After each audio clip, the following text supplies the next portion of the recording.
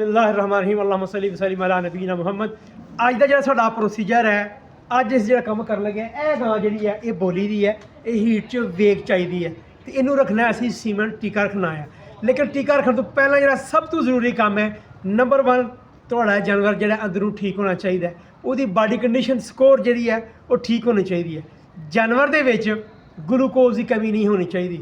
60 तो 70 जोड़ा मिलीग्राम है वो ग्लूकोज का होना बहुत जरूरी है 100 ml खून के विच। नंबर 3 जी जानवर की ओजरी है वो जी pH है वो लैक्टिक एसिडोसिस का मसला नहीं होना चाहिए, तेजाबियत नहीं होनी चाहिए। कदे जानवर जोड़ा वो टेलन ला के गोया करता पाया, फूसी करता पाया, कदे उन्होंने जी है मोशन मोक लग जाते हैं। यदा मतलब है थोड़ा जानवर जोड़ा वो ओजरी जी है वो pH जी है वो ठीक नहीं। तो यहो ਜਿਹੇ जानवर टीका भी रखोगे, जिन्ना मर्जी महंगा टीका रखो उन्हें नहीं रहना। नंबर 4 जी है, अगर थोड़े जानवर के विटामिन की कमी है, नमकीयात की कमी है, मैक्रो मिनरल या micro mineral, vitamin A, vitamin E, ये जोड़े विटामिन ने इन्हों अगर घाट है खून के यदि जी मकदार है थोड़ी है तो भी जानवर ने गब्बड़ नहीं होना। इस तो इलावा जोड़े जानवर बार बार फिर कहते रिपीट होंगे ने, अगर असी उन्होंने जायजा लीए रिप्रोडक्टिव आर्गन जोड़े ने वो बच्चादानी, वो जी बच्चादानी है एक तो शुरू सर्वैक्स है, जी सर्वैक्स नहीं ठीक, वो टेढ़ी है, वो मुर्गी दी है, या अगे जाके वेखांगे तो जी बॉडी ऑफ द यूट्रस तो अगे हॉर्न ने राइट एंड लैफ्ट जो हॉर्न ने, अगर उन्होंने सोजा पई दी है, सोजिश है, इन्फ्लेमेशन है, तो भी जानवर ने गब्बड़ नहीं होना। मेटराइटिस, पेरीमेटराइटिस, इंटरमेटराइटिस, टाइप 1, टाइप 2, टाइप 3, पायोमेट्रा, या अगे जाके राइट एंड लैफ्ट जी 2 छोटी छोटी ओवरीज ने जितों ओवूलेशन होनी है। ओवूलेशन तो मुराद है जोड़ा जरासूमा निकलना है, क्योंकि ये जी गां है जिस टाइम हीट च वेग चाहती है सिर्फ एक जरासूमा, तो जो 2 ओवरी चो निकल आए, 2 बैजे जड़े ने तो 2 बच्चे, एक निकल गया तो एक बच्चा, तो जोड़े असी रखना है स्पर्म जोड़े असी टीका रखा सीमन रखना है वो लखां करोड़ों जरासूमे मौजूद ने, तो एक ने जाके अंदर उन्होंने प्रेगनेंट करना है। तो जानवर अगों ठीक होएगा, जी बैजादानी है उतो ओवुलेशन होना बहुत जरूरी है। तो जे तुम समझते हो थोड़ा जानवर हर 10वें 15वें दिन जोड़ा बार बार हीट च वेग च आंदा है, तो वह मतलब है जी ओवरी है या ल्यूटियल सिस्ट है या फॉलिकुलर सिस्ट है। तो जो सिस्ट वाला जानवर है वो बोलता है वेग च आंदा है लेकिन रहिंदा नहीं, थोड़ा टाइम भी ज़ाया करता है, थोड़ा जो है वो नुकसान करता पाया। तो वो बेहतर होएगा तुसी टीका रखने तो पहला अपने जानवर को पहला चंगी तरह अंदरों पास करवाना, चेक करवाना, फिर टीका बनाना। जिस टाइम सारिया गल्लां ठीक ने, बॉडी कंडीशन स्कोर ठीक है, ग्लूकोज का लैवल ठीक है, लैक्टिक एसिडोसिस का कोई मसला नहीं, जानवर के नमकीयात की विटामिन की कमी नहीं, तो इंशाअल्लाह थोड़ा जानवर गब्बड़ होएगा। क्योंकि असीं इन्हूं चेक कर चुके हैं, ये माशाअल्लाह अंदरों ठीक है। तो हुण दूसरा काम असीं करना है, जिस टाइम टीका बनाना है, आओ जी जरा ए दसो जी, है असीं पानी गर्म करवाया, लेकिन ਇਹਦਾ टंपरेचर मेनटेन करना बहुत ज़रूरी है। ਇਹਦਾ जनाब जी 96.5 तो लैके 98.6 तक ਇਹਦਾ टंपरेचर फारेनहाइट होना चाहिए, या 37 ਜਿਹੜਾ टंपरेचर होना बहुत ज़रूरी है। तो यह मैं जी चेक कर लवां, तो फिर असीं ਇਹਨੂੰ टीका बनावांगे, सीमन असीं बनाना शुरू करांगे। तो हजे भी ਜਿਹੜਾ टंपरेचर ਜਿਹੜਾ वो ज़्यादा, ये वास्ते मैं ठंडा पानी ਜਿਹੜਾ मैं कोल रखा है ये पा के तो मैं टंपरेचर को मेनटेन कराँगा, तो फिर जो असी टीका रखांगे।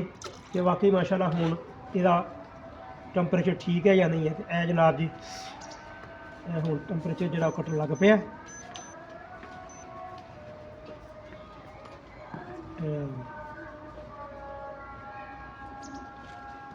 लो जी ये 98 जो इसका टंपरेचर माशाअल्लाह वो आ गया। तो हुण मैं ये विचों करांगा सीमन, तो फिर असीं टीका बनाने हैं जी। ए जनाब जी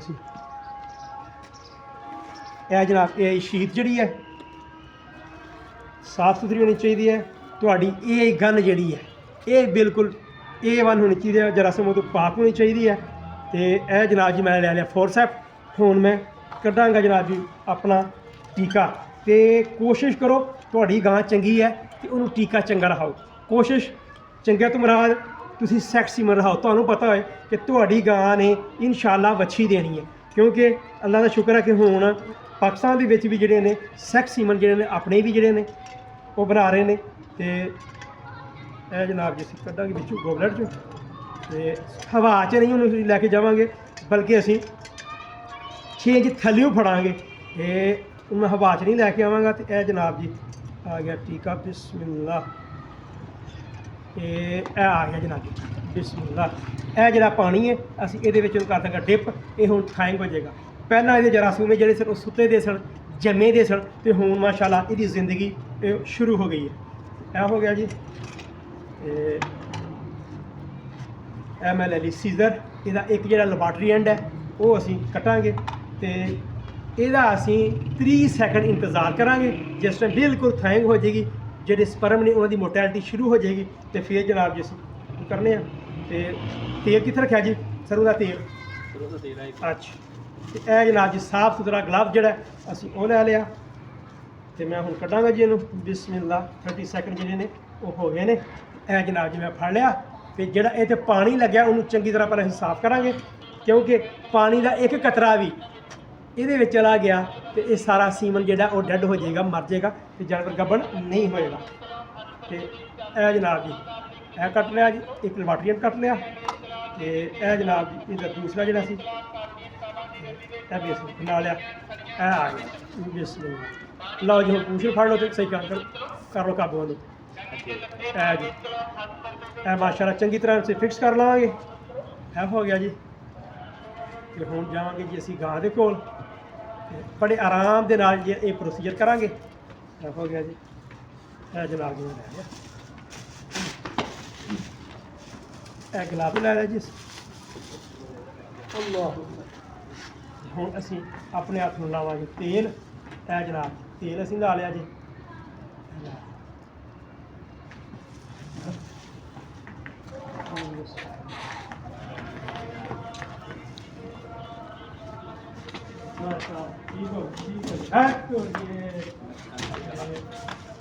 ਹਾਂਜੀ ਇਹ ਦਿਖਾ ਜੀ। ਪਹਿਲਾਂ ਇਹਨੂੰ ਜਾਨਵਰ ਨੂੰ ਕਾਬੂ ਕਰਾਂਗੇ ਸਹੀ ਤਰ੍ਹਾਂ, ਤੇ ਫਿਰ ਅਸੀਂ ਟੀਕਾ ਰੱਖਾਂਗੇ।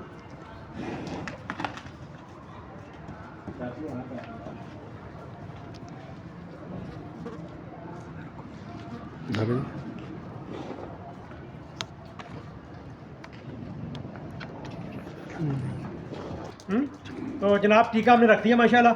एंड आफ्टर 45 डेज़ इंशाल्लाह 45 दिन के बाद हम चेक कर लेंगे आया इसके अंदर जो प्रेगनेंसी है वो मेंटेन होगी है या नहीं है। तो thank you so much for watching. तो इसको लाइक करना, शेयर करना, चैनल को सब्सक्राइब करना आई होप कि आप नहीं भूलेंगे। अस्सलाम वालेकुम रहमतुल्लाह।